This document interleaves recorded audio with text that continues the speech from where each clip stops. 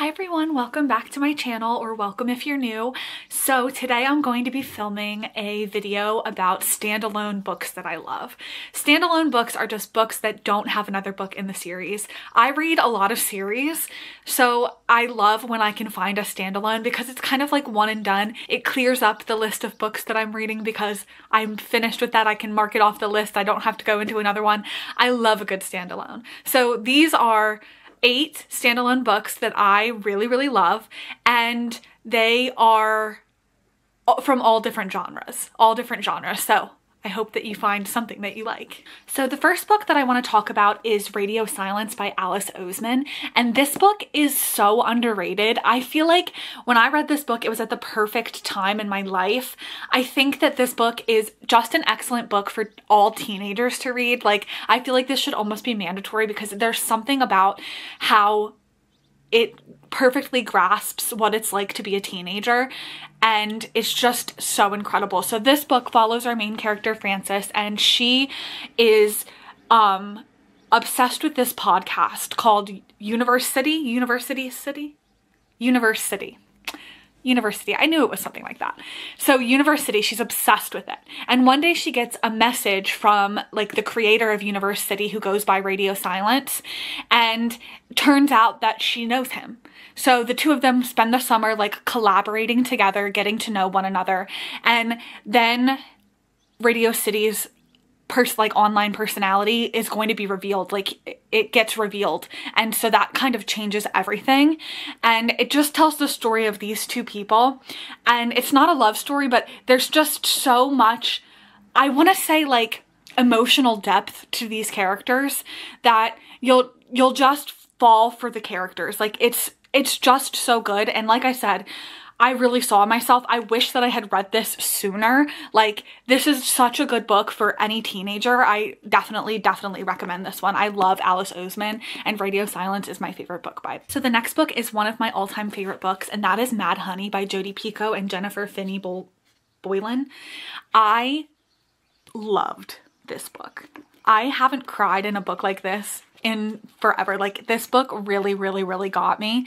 So this book follows a couple of people. So it follows Olivia, and Olivia is a mother. She has a son named Asher. He's a teenager, and they move back to her hometown, and she keeps bees. That's where the honey part comes in. So she keeps bees, and that's kind of an important part in the story. Like, we hear a lot about beekeeping in this book, which I found very interesting. So it follows Olivia and Asher, her son, and then it also follows Lily. So Lily moves to this new town with her mother, and she's also a teenager. She's Asher's age, and Lily and her mother like escaped from something, so they moved to this brand new town where they don't know anybody. Well, quickly Asher and Lily kind of fall in love. They're together, they're kind of inseparable. It's all good until one day Lily is found dead, and Asher is like the #1 suspect because he's the boyfriend. It follows Olivia dealing with the fact that her son Asher is going through this, and it follows just how the whole world in this book like is changed essentially. And there's so much good representation in this book. I highly recommend that you read this book. It is just so good and so important. I absolutely love this book. I recommend this book to everyone. I made my grandma read it. I made my friends read it. I just think that this book is so perfect, and that's why it's one of the books that I'm obsessed with. Then the next book is a romance, and let me say something, this book is spicy. So if you don't like spicy romance, definitely avoid this book at all costs. Like, it's spicy, and that is Sea of Ruin by Pam Godwin. I think about this book constantly. I read it so long ago, but I cannot stop thinking about it. It is a pirate book. First off, I love pirates. There's something about pirates. I've been obsessed with pirates since I was a kid, and this book is just the most perfect pirate book. So basically, it follows our main character, Bennett, and Bennett is kind of on the run. She is a pirate, and everybody knows that she's a pirate, so she's wanted for piracy. So there's this character named Ashley who is hunting after her because he's like on the side of the people who are hunting pirates. if that makes sense. So there's Ashley, and then there's also Priest, who is another pirate.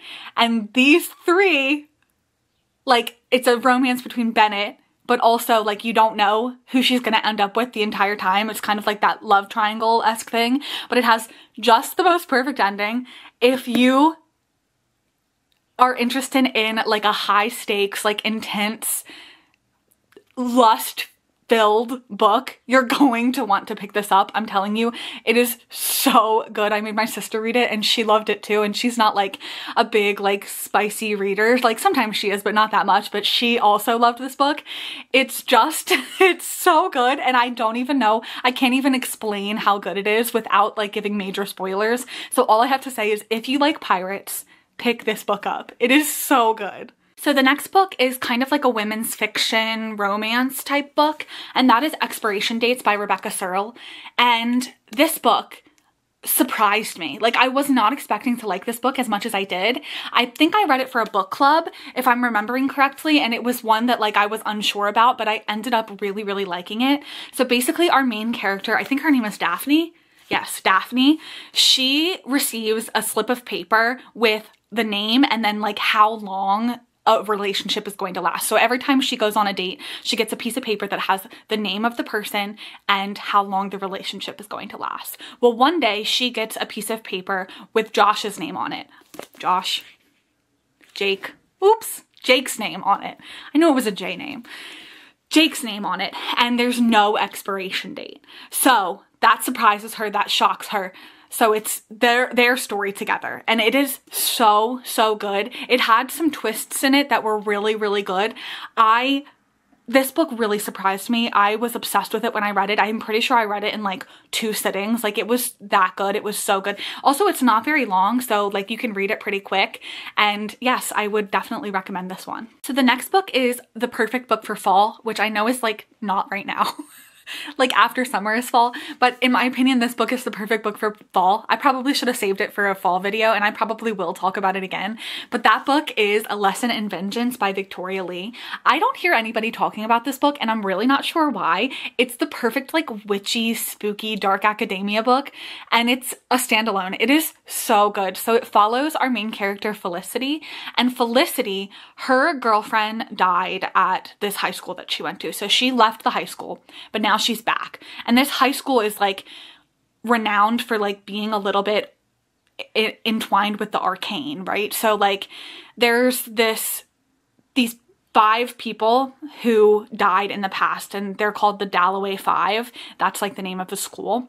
And they died in the past, and where she's staying, Felicity's staying in her dorm, that is where the Dalloway 5, like, haunt, essentially. So she is living in this house, and she meets this girl named Ellis, who is basically a prodigy. Like, she is an author, and she's really a really good author. And this is a high school book, so she's a high schooler who's a really good author. And she reaches out to Felicity to help her do research on the Dalloway 5 because Felicity is so entwined in this, like, knowledge. So it's the story of the 2 of them researching these people from history. And it is just so good, so dark, so witchy, so witchy. It is so good. I loved this book when I read it, and I highly recommend it. If you're looking for, like, a dark academia witchy book, this is your girl, I'm telling you. The next book I'm going to talk about is a thriller, and it might be my favorite thriller of all time. It might just be my favorite thriller of all time. And that is Rock, Paper, Scissors by Alice Feeney. I love this book. It had me on the edge of my seat the entire time. The way that Alice Feeney writes these cliffhanger endings at the end of every chapter makes you not want to be able to, like, put this down. You cannot put this down. It is so good. So it follows this couple, and they win this weekend away in this, like, older house in, like, the countryside. And our main characters, so there's letters throughout this book that she's been writing to her husband, and her husband, he, like, has face blindness, so he, like, can't recognize faces, and she's kind of, like, feeling some type of way because she's not feeling recognized or represented. And so they're going through some trouble, and they're both lying throughout this entire book, or at least one of them is lying. You don't know who's lying. You don't know who's telling the truth. This book will have you on the edge of your seat. I promise you. It is such a good thriller. It's expertly done. I absolutely loved this one. So the next book is The Lost Apothecary by Sarah Penner. And this book also really took me by surprise. This was one that we picked for a book club, and I just completely ate it up and loved it so much. So this book follows kind of two different timelines. So we have this timeline back in history where there's this woman and she is an apothecary and she makes poisons for women, basically. So women come to her and she makes poisons and she helps them with all of their poisons and etc., things like that, things of that nature, right? And one day this 12-year-old girl comes to her and she's like obviously a little bit young for this, but it's the story between those two.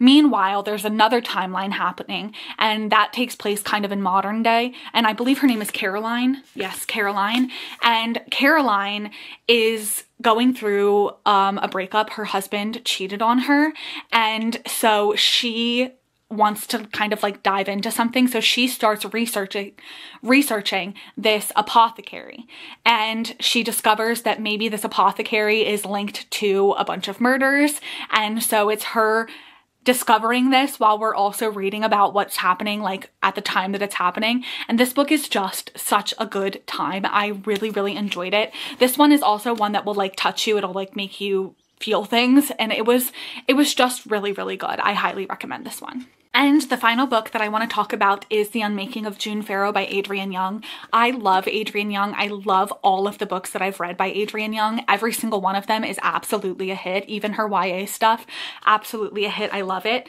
This one follows June Farrow, obviously, and June comes from a family where essentially there's like a curse on them where they go mad and they end up dying. So her mother died. She's raised by her grandmother, and she is starting to see things, essentially see things that aren't there. And so she is seeing these things that aren't there. Then her grandmother dies and she starts to get clues that kind of open up the world into her mother's disappearance. So she's kind of like studying that. There's a bit of a mystery in this book, and it's just so fascinating. I couldn't put it down. This is another one that's pretty short, and I highly recommend this standalone book. And with that being said, that is all of the books that I wanted to talk about today. I hope you found something new to read, and I will talk to you in the next one. Bye!